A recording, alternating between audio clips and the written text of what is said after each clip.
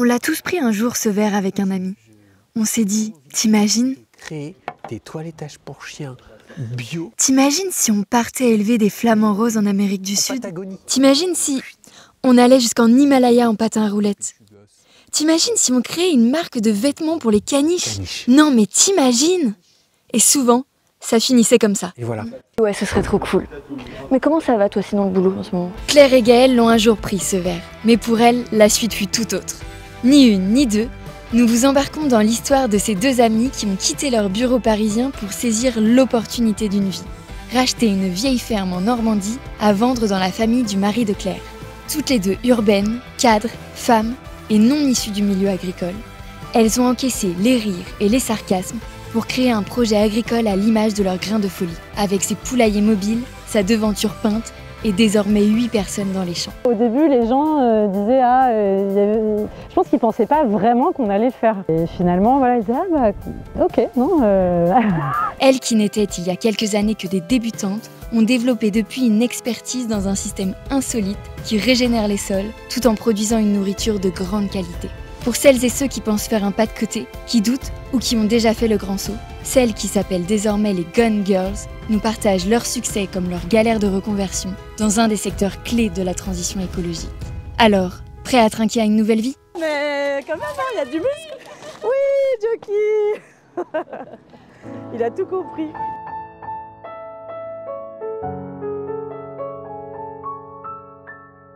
J'ai vu Gaëlle faire cette bière qui était prévue, c'était pas du tout autour de le projet, mais j'ai dit je trouvais qu'est-ce que je voulais faire. Oui. Et elle a dit cool, moi aussi je veux faire. Et donc j'ai dit ok, si tu veux faire, on se voit chaque lundi. Et c'est parti quoi. Et c'est parti. Est-ce qu'il y a certains moments où vous vous êtes dit ok, c'est peut-être pas une super idée, on fait machine arrière? Alors moi j'ai eu un gros doute vraiment au tout début, c'est-à-dire que quand on en a parlé avec Claire, c'était un peu, c'est vraiment sorti de nulle part. Elle me parlait de la ferme du Bec et Loin, on va passer par là. Elle me parlait de la ferme du Bec et Loin, je me disais moi aussi, j'ai lu ce bouquin, j'adore, et puis on s'est dit vas-y, on rachète cette ferme, on le fait ensemble, mais c'était un peu soudain. Et le lendemain, Claire m'a envoyé un message pour me dire mais moi je suis sérieuse, vas-y on y va et je te propose qu'on se retrouve tous les lundis pour bosser sur le projet. Et là j'ai eu une montée d'angoisse. Et on comprend l'angoisse quand il s'agit de quitter un CDI et un certain confort de vie et d'embarquer toute sa famille dans ce petit village de Gonneville en Auge, sur ce qui ressemblait en 2019 à ça, 14 hectares de terre complètement nus. On rêvait de cette ferme avec des arbres et des oiseaux et tout, et là il n'y avait rien. C'était vraiment aussi pour revenir aux exemples de petites fermes biodiverses avec de l'agroforesterie, les mélanges d'animaux, d'arbres, de cultures, comme c'était le cas ici avant. En 4 ans, elles ont tout transformé. Des jardins abritent désormais une grande variété de légumes cultivés en bio. 1 millier d'arbres ont été plantés. Des poules pâturent à l'air libre et rentrent le soir dans d'étonnants poulaillers mobiles, aux jeux de mots plus cool que ceux de Monoprix. Un gîte accueille des touristes et des séminaires professionnels. Une boutique voit défiler les Normands en quête de bons produits fermiers. Et enfin, des chevaux en pension viennent compléter le décor. Si j'ai pas de cheval, je bosse pas. Il suffit de jeter un œil à la façade pour voir que la ferme de Claire et Gaëlle, rejointe l'année dernière par la salariée Emma, existe plus que jamais. Toi, t'étais pas agricultrice avant? Non. Et Claire non plus, je ne crois pas. Est-ce que tu peux revenir un petit peu sur l'origine du projet et en fait comment ça s'est construit, comment vous en êtes arrivé à ça? Alors à la base, on ne voulait pas forcément être agricultrice, c'est vraiment la terre et l'opportunité de reprendre cette ferme qui en fait nous a fait devenir agricultrice. Claire, elle travaillait dans la publicité pour des boîtes agroalimentaires, donc elle vendait de la nourriture pas forcément très bonne, et moi je bossais dans le financement agricole. En faisant ça, je me suis rendu compte qu'il y avait des incohérences dans ce système-là. Pour trouver un modèle cohérent, Claire et Gaëlle partent, avant de s'installer, à la découverte de fermes en France et à l'étranger, préparent un brevet agricole et petit à petit, leur projet prend forme. Quand on a commencé à rentrer dans ce monde-là de qu'est-ce qui se passe sous nos pieds, dans le sol, moi ça m'a... Et les voilà tombés dans le monde merveilleux du sol, qui quand il est en bonne santé, a le pouvoir de séquestrer du carbone et donc de lutter contre le réchauffement climatique. Les deux amis organisent alors toutes leurs activités pour atteindre cet objectif. En plantant des centaines d'arbres d'abord, et en mettant sur pied un système qui en 2019 est encore insolite en France. Des poulaillers mobiles qu'elle déplace chaque semaine de pâturage en pâturage. Et ce n'est pas juste pour le plaisir de parader avec. Alors oui, ces déplacements millimétrés causent quelques nœuds au cerveau. Mais ils vont permettre aux poules de ne pas tout défoncer. Et si vous avez déjà eu une poule dans votre jardin, vous savez que ça peut tout défoncer. Non, en mangeant l'herbe juste ce qu'il faut, jamais à ras, elles vont au contraire encourager sa croissance. Et voilà le résultat. Les terres de Claire et Gaëlle se transforment petit à petit en prairies bien vertes qui font sans cesse de la photosynthèse et permettent alors de capter le carbone de l'air pour l'emmagasiner en profondeur dans le sol. Dans la même logique, ce système de pâturage est complété par les chevaux en pension. Ce qui fait super plaisir à Claire parce que Claire, elle adore les chevaux. Il fait mes fesses, tu vois. Et ma fesse. C'est un échange.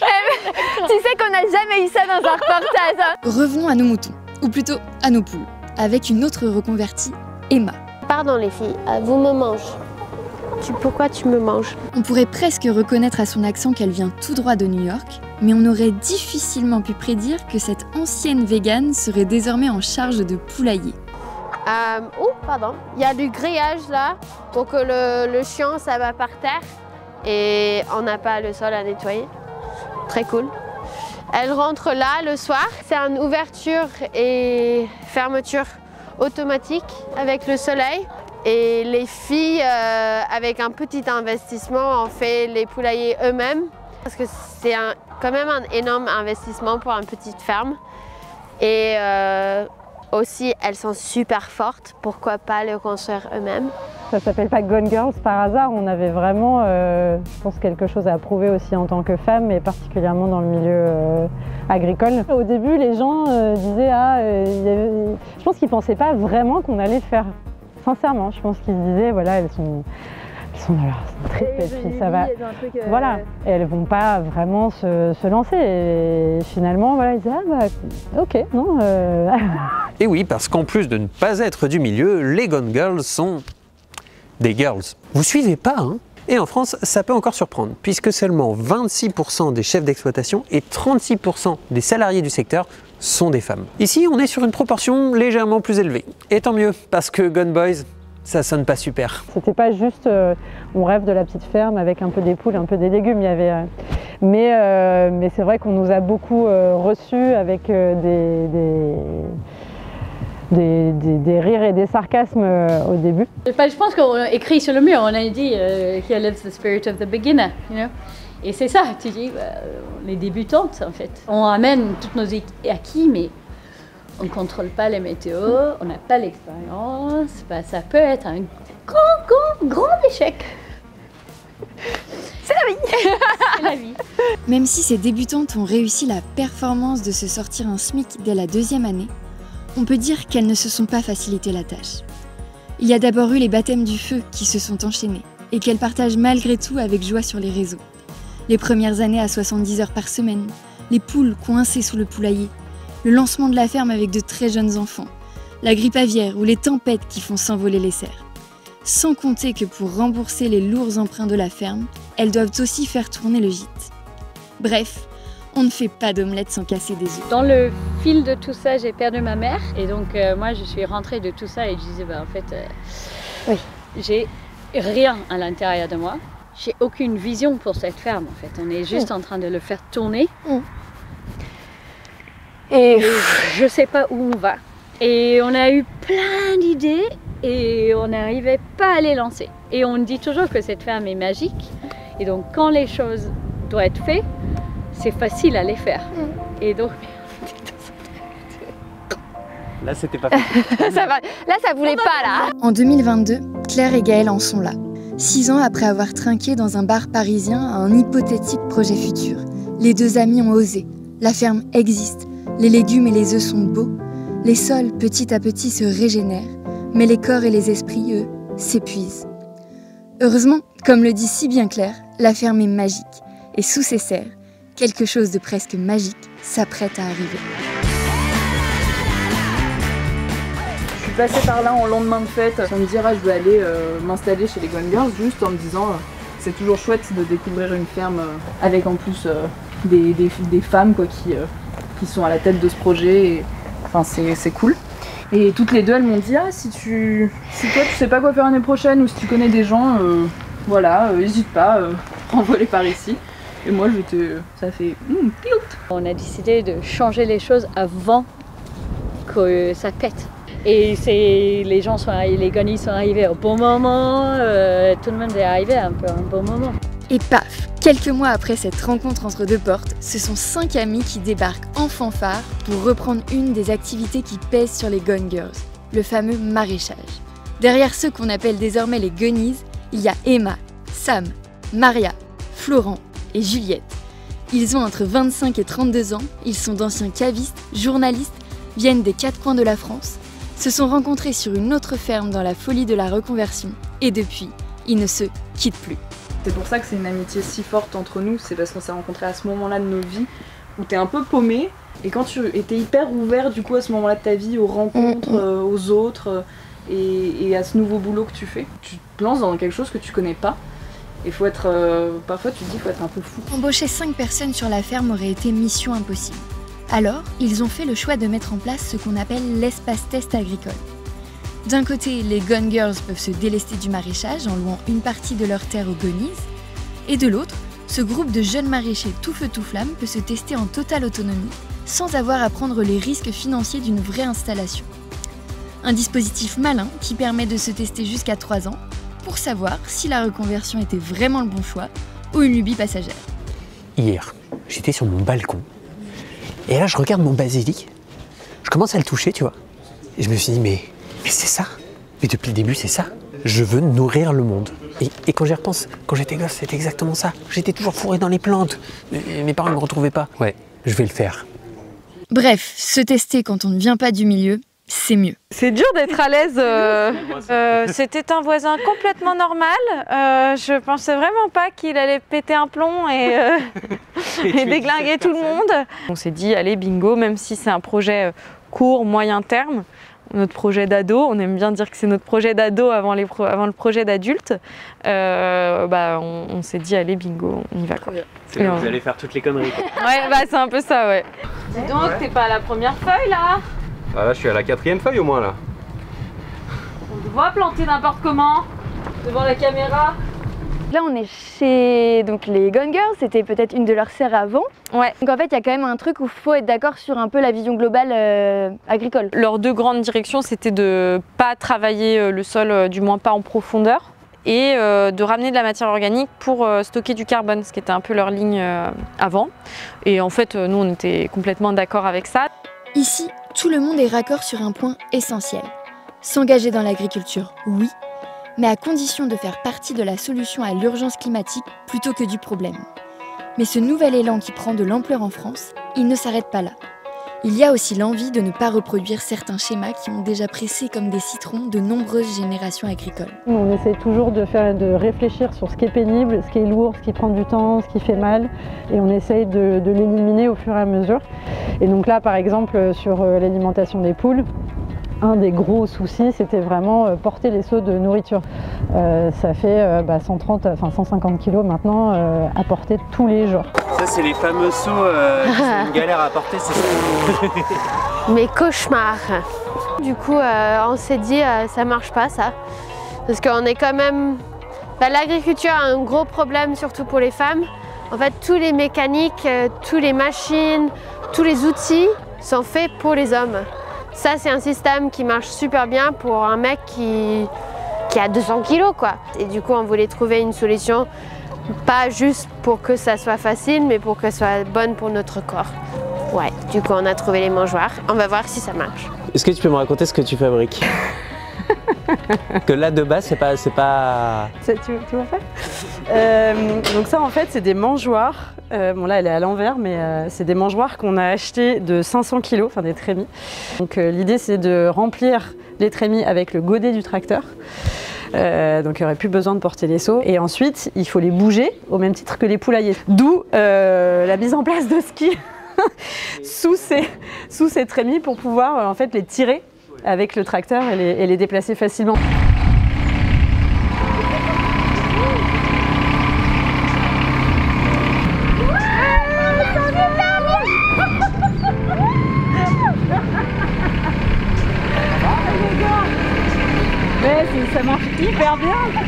Et ouais, ici il y a des mangeoires sur des skis, des saunas dans les serres pour danser entre deux plantations, des drôles de relations avec les animaux, des déjeuners en collectif, de l'entraide et de l'amitié sans faille. Pardon, j'ai pas mis de dérange aujourd'hui. Moi non plus. Mais l'ambiance a beau avoir des airs de colonie de vacances, il y a quand même 2 ou 3 petits cailloux dans la chaussure. Les aides de l'État essentiellement dirigées vers les grosses exploitations, le cours des matières premières qui explose et fait vaciller l'élevage de poules, et l'inflation qui transforme la vente de paniers bio en parcours du combattant.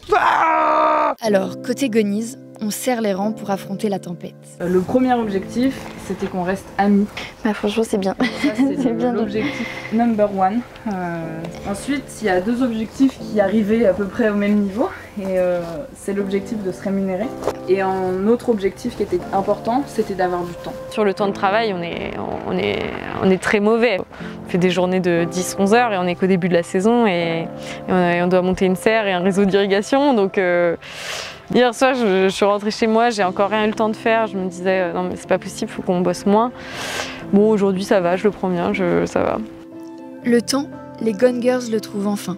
La soupape offerte par les Gonies doit maintenant leur permettre de passer à l'étape 2 de leur projet, en continuant à développer des activités plus rémunératrices que la production agricole, comme les formations au pâturage. Pour nous, c'est vraiment on sort de la première stade et maintenant c'est comment tu fais quelque chose qui est pérenne.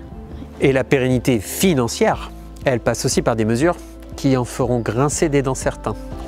On a vraiment besoin de trouver quelque chose qui nous donne cet argent pour le travail qu'on fait et pas nous forcer à faire un travail supplémentaire. On doit trouver quelque chose qui est l'équivalent d'une subvention, comme le jus innocent qui nous donne un peu d'argent cette année.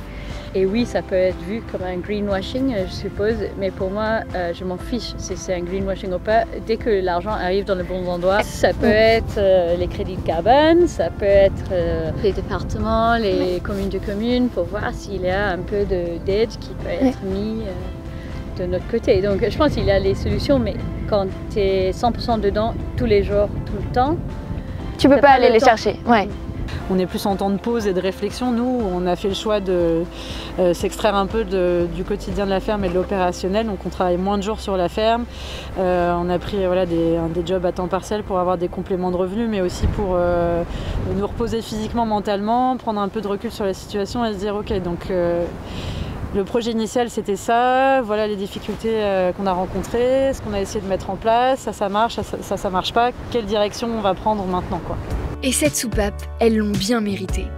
En 4 ans, Claire et Gaëlle ont sorti de leur besace toutes leurs compétences, leur fougue, mais aussi leur capacité à tout réapprendre, pour voir se déployer sous leurs yeux une ferme où se produisent aujourd'hui de bons œufs et légumes bio, qui attirent passants et curieux d'un peu partout, et inspirent chaque année de nouveaux et nouvelles aspirantes à la reconversion. Je vois pas ça comme j'ai fermé une porte du journalisme que je rouvrirai plus jamais et j'ai ouvert celle de l'agriculture et je vais y rester toute ma vie. Mais comme je trouve que la reconversion du coup a ouvert un champ des possibles énorme, je me dis mais en fait je pourrais faire du fromage, je pourrais travailler dans des assos, je pourrais faire du pain. Enfin en fait il y a plein de trucs que je pourrais faire et être quand même heureuse au travail. Le fait que les Gone Girls elles soient féministes, ouvertement engagées et qu'elles soient représentatives d'une nouvelle façon de faire de l'agriculture et de s'en emparer, ben c'était trop chouette. Tu regrettes pas? Je ne regrette pas du tout. Je vais pas dire que ça m'a traversé l'esprit parfois. Je me rappelle d'une journée à la plage, j'étais avec mon mari et je lui disais mais aujourd'hui j'ai quand même passé ma journée à nettoyer de la merde. Mais pourquoi je fais ça? À quel moment je me suis dit que c'était une bonne idée? J'étais déprimée et tout. Donc il y a eu des moments vraiment d'abattement, de découragement, de dire mais en fait tout s'en fiche. Moi, je trouve ça dur, jusqu'à quand je vais continuer comme ça. Et en même temps, je sens maintenant que je suis tellement attachée à ce qu'on fait à cette ferme. Enfin, vraiment, ça me remplit de joie quoi, de faire ça. Et j'espère que la ferme elle existera le plus longtemps possible. C'est désormais toute une génération de néo-paysans et paysannes qui se bousculent au portillon de la reconversion, prêtes à se réapproprier le métier. Des inventifs, des bricoleuses, des businesswomen, des originaux, des psychopathes du tableau Excel.